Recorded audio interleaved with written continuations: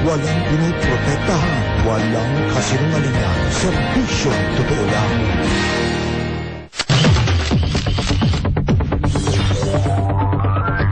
Ako po ang inyong kapuso, Jessica Soho. Ngayong gabi, ang hubad na katotohanan sa sining, nude photography at painting.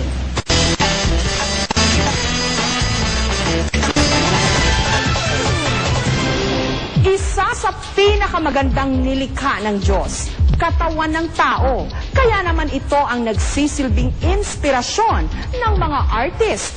Narito raw kasi ang hubad na katotohanan, nude painting at photography.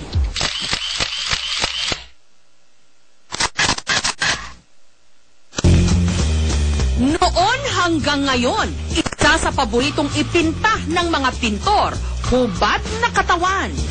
Hindi man maganda sa paningin ng mga konserbatibo, art naman o sining na itinuturing ang hubog ng katawan. Digital na ang panahon, may isa pang lumalaganap na sining o art kung saan hubad na katawan din ng tao ang paboritong subject. Ito ang nude photography. Itinuturing itong pag-aaral ng figura ng isang tao kung saan kadalasan ding ikinukubli ang mukha ng modelo. At mas mahalagang pag-aralan ang bawat anggulo ng kanyang katawan. Noong nakaraang Sabado at Linggo, sa isang studio sa Makati, ginagawa ang isang nude photography workshop na sinalihan ng 15 photographers.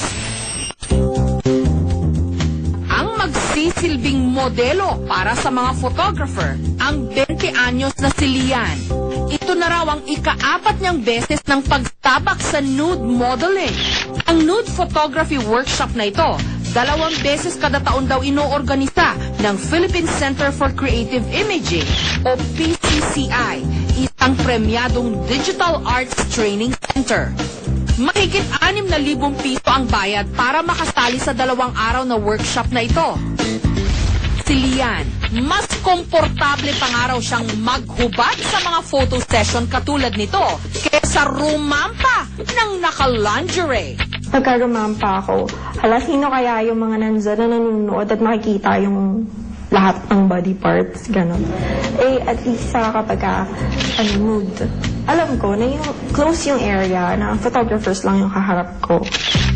Sa 5 oras na pagpo-post ni Lian ng walang saplot, kumikita siya ng 3,000 piso. Ngunit kahit paraw hubad na katawan ng kanyang pinupuhunan, hindi raw siya dapat ikumpara sa mga babaeng nagtatrabaho sa mga nightclub. Yung akin naman kasi, I have to post lang. Pero ang kailangan nila is yung mga angles, like that. Kasi, diba, sabi, yung female's body is, a form of art.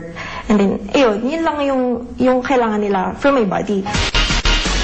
Ang batikang portraitist at lecturer ng PCCI na si Ibarra Derry ang magsisilbing instructor sa nude photography workshop na ito. Ang kailangan lang natin dyan is likot ng utak, creativity sa pamamagitan ng lighting, sa tamang komposisyon ng isang model para ma-express niya yung ideas niya dun sa modelo niya. Itinuturo rin ni Ibarra ang ilang tricks sa nude photography, katulad ng paggamit ng projector at apoy. So, matagal na rin ginagawa to. Kaya lang, nang pumasok ang digital, mukhang kakaunti na lang ang nakakaalam ng trick na to dahil sa more involved ba yung photographer sa sa Photoshop. So ginagawa nila to sa Photoshop kasi mas madali. Pero without doing Photoshop, pwede nating ulitin yung mga tricks na to. Ang photography hobbyist na si Jojo, dumayo pa raw mula Naga City para makasali sa workshop na ito. Gusto raw niyang palawakin ang kanyang kaalaman sa photography.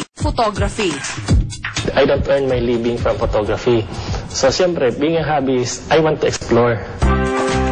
At kahit daw nakalantad ang hubad na katawan ng kanilang modelo, pinaiiral daw nila ang professionalismo para ang kanilang ginagawa hindi mahaluan ng mali siya.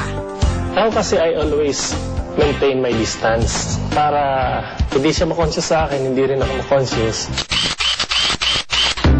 Kinabukasan, binisita namin si Lian sa kanyang tinutuluyan sa Antipolo. Pag-aaral naman ang kanyang inaatupag. Naghahanda na kasi siya para sa board exam ng kursong pharmacy na kanyang tinapos. Hindi raw niya itinuturing na pangmatagalang trabaho ang nude modeling. Lalo't minsan na raw siyang nabastos sa isang photoshoot. Sabi ng photographer, can we go inside the bathroom? Ganun. Sabi ko, ha? Bakit kailangan sa bathroom? Tapos sabi niya, maganda kasi yung doon, yung may magandang part doon. Tapos sabi ko, sige. Tapos pumasok kami sa room. Natakot ako syempre kasi nilock niya yung room. Tapos nag-take off siya ng pants. Parang, oh my God, why? Tapos dead man na lang ako. Tapos lumabas na lang ako. Hindi tulad ng ibang klase ng photography, gaya ng fashion at portraiture, may ilang malaswa ang tingin sa nude photography. Ito raw ang gustong baguhin ng professional photographer na si Yvette. Kaya nagpursige siyang bumuo ng konseptong mag-aangat daw sa larangan ng nude photography. Ito ang I Am Filipino. Hindi pa kasi open yung mga tao sa nude photography eh. Pag nakita ng mga tao at nakita nila na hindi pala bastos ang nude photography at may advocacy na rin yon, then may isip nila na, pwede pala ako dito. Sa kanyang sariling studio, 2 beses kada buwan kung magsagawa ng nude photo session si Yvette. Body paint ang nagsisilbing taplot sa katawan ng mga modelo sa disenyong mapa o watawat ng Pilipinas. Gusto raw kasi niyang ipakita ang pagiging makabayan ng mga Pilipino sa pamamagitan ng nude photography. At ang mga ilang litratong kuha ni Yvette, ina-upload niya sa kanyang website. Sa photoshoot na ito, nakilala namin ang 21 anyos na si Anthony, full-time government employee at part-time model. Passion o hilig daw niyang talaga ang pagmomodelo ng nakahubad. Kahit pangaraw, kontra rito ang kanyang mga magulang. Sinasabi nila na sobra na, it's beyond the limit. Professional ka, nag-board exam ka, so yun yung sinasabi nila na factor na parang hindrance.